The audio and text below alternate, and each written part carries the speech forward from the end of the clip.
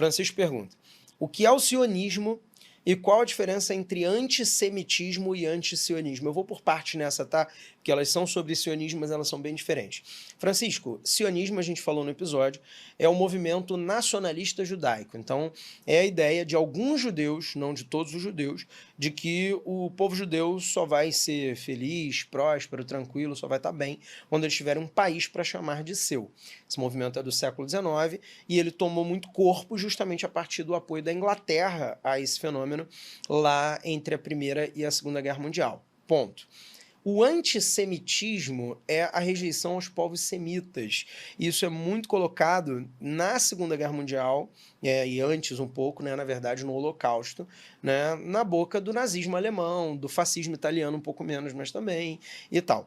Então, quando você acusa alguém, por exemplo, de ser antissemita, no caso de Israel, você vai estar acusando essa pessoa de ser contra a religião judaica e a etnia judaica, ou seja, contra o povo de Israel.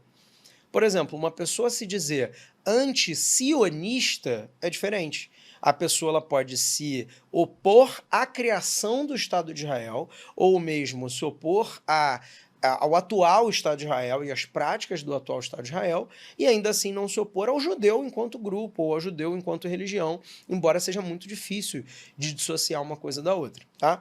Então a tua pergunta foi, o que é sionismo? Eu respondi, o que é a diferença entre antissemitismo e antisionismo é essa. Só um tá? detalhezinho rápido, muito rápido, muito rápido.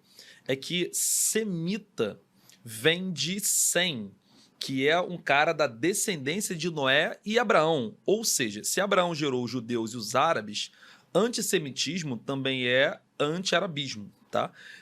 Então, você dizer que um árabe está sendo antissemita é complexo na origem da terminologia, tá? Porque ambos são semitas, os judeus e os árabes, tá? É tipo considerar um negro racista. Exatamente. Né? Mas, enfim, é claro que no entendimento popular, quando você fala antissemita, as pessoas vão ler mais antes. Por conta do Hitler, basicamente o nazismo. Por entendeu? conta do Holocausto. Mas na ideia do conceito, não, tá? No termo, né? Não é só contra os judeus. Bom, e dentro ali tinha ainda a pergunta da Ana, que fala assim, o que significa sionismo de esquerda e por que dizem que ele não existe? Ana, eu vou dividir essa pergunta em duas, essa resposta em duas, porque o sionismo de esquerda é simples, a defesa da criação de um Estado de Israel, né? Só que com posturas políticas e ideológicas mais à esquerda. E aí, dentro disso, e antes de complementar essa resposta, eu vou pegar a segunda parte da tua pergunta, onde você fala... não sei se você fala, perdão, tá? De repente é alguma coisa que alguém disse e você achou esquisito.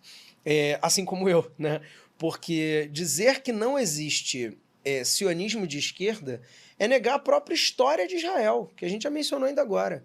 O Davi Ben-Gurion, por exemplo, que o primeiro-ministro de Israel que eu mencionei, era um cara que, se você botar aquela réguazinha política tradicional, tá inclinado mais à esquerda. A Golda Meir, que era a primeira-ministra de Israel em 1973, né, na ocasião da Guerra do Yom Kippur, que o Alu falou, também era. Né? O Yitzhak Rabin, que é o primeiro-ministro de Israel nos anos 90, o cara que começa, ele é apelidado de o arquiteto da paz, né? Que começa a fazer as negociações de devolução territorial, também era um político do Partido Trabalhista lá em Israel. Ou seja, foi assassinado por um extremista de direita. Exatamente. Né? O Yitzhak Rabin, exatamente. Para você ter uma ideia, um cara desses ortodoxos matou o primeiro-ministro por ter feito acordo com os palestinos e ser um cara sionista de esquerda. E nota, uma coisa importante, já que ele falou disso, o primeiro líder político árabe a reconhecer o Estado de Israel foi um antigo presidente do Egito chamado Anwar Sadat. E ele foi assassinado por egípcios. Sim, um extremista também. Por um extremista egípcio. E o primeiro judeu, chefe de Estado judeu, a considerar a devolução de territórios para os palestinos foi assassinado por um extremista judeu. E as pessoas me pedem para ser otimista. Para você entender que tem extremistas dos dois lados desde sempre. Exatamente. Então, Ana, se você ouviu alguém dizer isso, que não há sionismo de esquerda, tá bem equivocado. E a Larissa, por fim, fala, por que o sionismo não é visto como perigoso, assim como grupos rebeldes, se ele também é extremista? Larissa, toma cuidado, porque o sionismo é a ideia de a criação de um Estado de maioria judaica, de um lar nacional para o povo judeu. Ponto.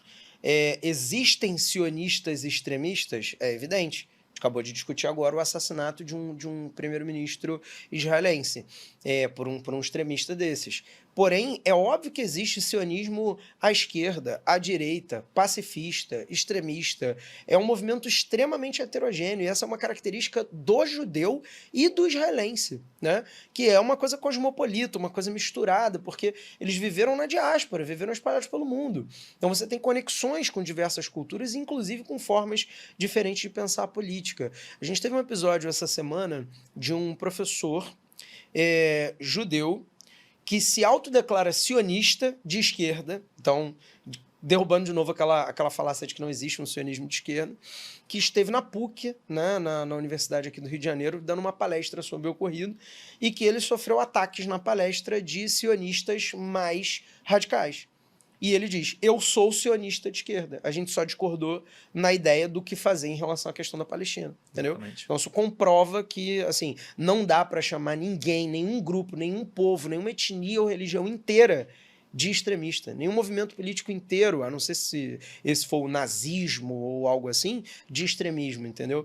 Quando a gente fala de grupos heterogêneos assim, a gente tem que sempre, antes de tudo, tentar a informação para jogar luz sobre o negócio e ter muito cuidado, muita responsabilidade.